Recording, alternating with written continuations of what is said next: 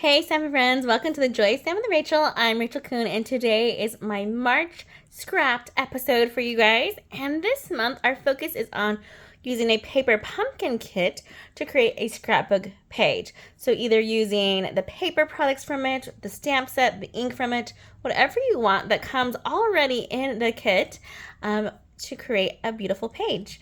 I have chosen what is called the February 2026 Celebrate Spring. So I'm going to make an Easter set. I'm doing a non-traditional scrapbook. This is pocket scrapbooking. I'll show you a couple of my previous ones, give you an idea of what this one looks like. It looks like we just have pieces that we can slide photos into, as I've been making over this past year. It's almost been a full year. Isn't that crazy?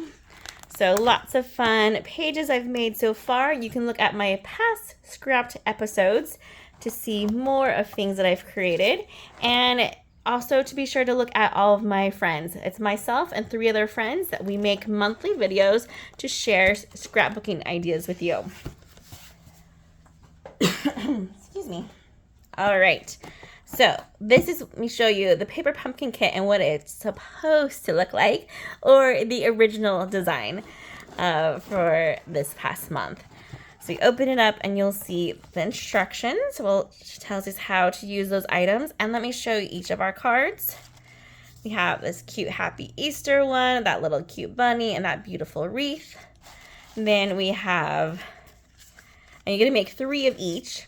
Then we have our Hello Friend with our basket right there, super cute. We're gonna use that basket in just a minute with our page. And then we have Sweet Spring Greetings. I did not use this one, but I still just love this layout. So pretty. I lied. You could tell these 2 are different because I snagged that flower instead of that one.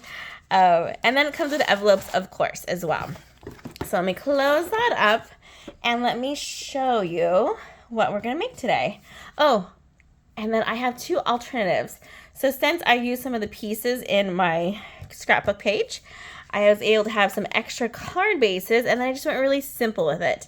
We have that Happy Easter banner with some flowers popping up behind it, little extra embellishments here, and then I love those embellishments in the blossoms themselves, in the center of the flowers. And then this was the Sweet Spring Greetings, and I just changed it out by using that different card base since I use other products for our page today. So let me show you. All right, we'll take this apart. I just have all my pieces in here so I wouldn't lose them, but this is from our card right here with that beautiful wreath.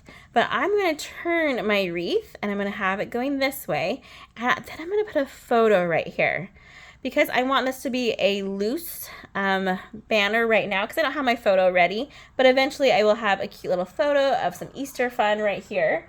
So I'm just going to take a dimensional and I'm going to put it right on the top here, right behind that leafing, and it's going to create kind of like an open flap.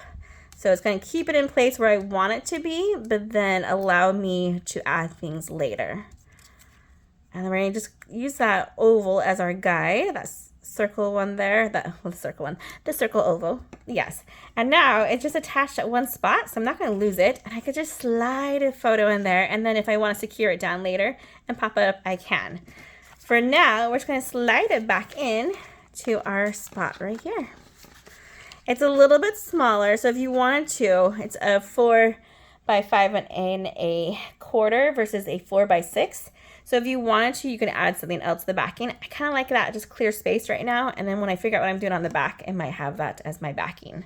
All right, then this pocket over here, I've cut out a piece of balmy blue cardstock. Let's even get it out. And I put the pieces that I wanted in this one. Oh, there we go. Okay, so here's our cute little bunny. Here's our basket. That was from this card, the Hello Friend. So now we're gonna put the bunny, the basket instead of the wreath. And then I went ahead and I die cut some grass. This is from our Easter basket bundle. So if you love Easter, definitely grab that one. It coordinates beautifully with this set. Has bunnies. Let me see if I have it handy. I do.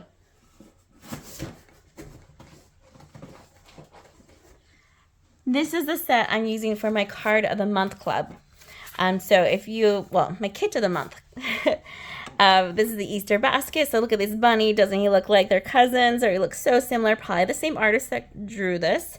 And then we have that basket. So if you run out of this basket and you're like, oh, I want to make more basket cards, this is where you would grab a die. And that's where I found my grass for this one. So super cute. Love that Easter basket.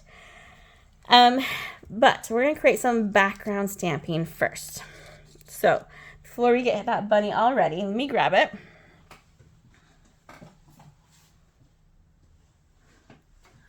Okay, so this is the center of our wreath.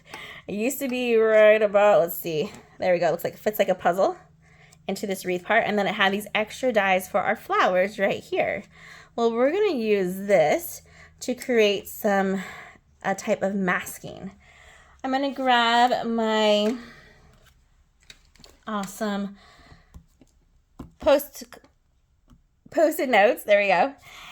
These ones are fun. Look, I got them customized. It has my name and my location just for on stage. I couldn't resist. Then I'm going to grab our balmy blue. Same color as our cardstock. Make it simple. You can go a shade lighter or a shade darker. It's up to you. But we do need to do some tapping off. So here's my blending brush, which is an amazing tool.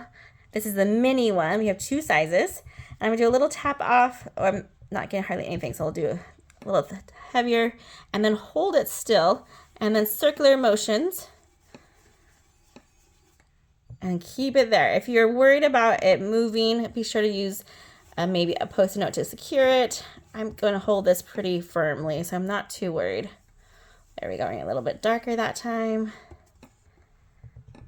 And straight on. I'm not doing any tapping off since it's coming off so light. I just don't want to have it too light. Okay.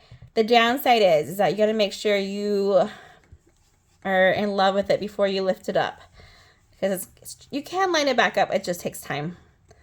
Ooh, very subtle. Then I'm going to turn it around and go on this side and do the same thing. Grabbing our blending brush and putting some of this ink in this homemade leftover mask we created, which is just so fun, right? Who doesn't love using what was supposed to be thrown away as something to help you? We also had the die cuts for the flowers, so if you wanted like a flower shape, that would work as well. And in fact, anything you die cut out could become a mask. So keep that in mind as you have dies. They're just not used for the main part of the die. You can use the negative to create your own awesome background shapes. Okay, that should be it for that piece. Let me put my ink away. And then let's grab our basket here. My tip for the basket is that we want to attach this grass first. Tear tape or Stampin' Seal Plus, whatever is closest to you. And just do a line of it like so. Then we're going to have this flip over, and so that it's attached to the back of our basket. So it looks like the grass is coming through. Nice. Then this guy here, it's up to you. I don't like to have too many dimensionals when it comes to my scrapbooking, just because the pockets are slightly tight. And so I'll usually keep this just one-sided. For this one, what we're going to do is put adhesive on the bottom. And we're not going to put anything on that top yet. And then we're going to slide my bunny in. And he doesn't have any legs, so he definitely can't just be floating there. He needs to be put behind the basket and the grass, like so. If you wanted to, you could have him going in this way, and then his cute little ears are popping through. So there's 2 ways you can slide him in. Oh, that's so cute. Look at that. And then just press down on him. You could now add some more adhesive to the backing here with either liquid glue or some tear tape. And just a little bit of tear tape so that's secure. Now that we have it where we want it to be. Super cute. And that background masking is very faint, but it's there. I probably should have done a little bit more on these corner pieces. And I still could. Let me grab, let's see. Let's grab this guy. We don't want to put him in quite yet. Let's add this little guy here. Grabbing our ink back in. And our blending brush. It's so fun. So when I design these, I get all my pieces ready, but I never actually know how it's going to turn out until I'm all the way done. Okay. There we go. Oh, that's so cute. Nice, nice. We've added just a little bit more color. Let's throw that larger one up here as well. It's not going to be the full flower, just the little edges of it.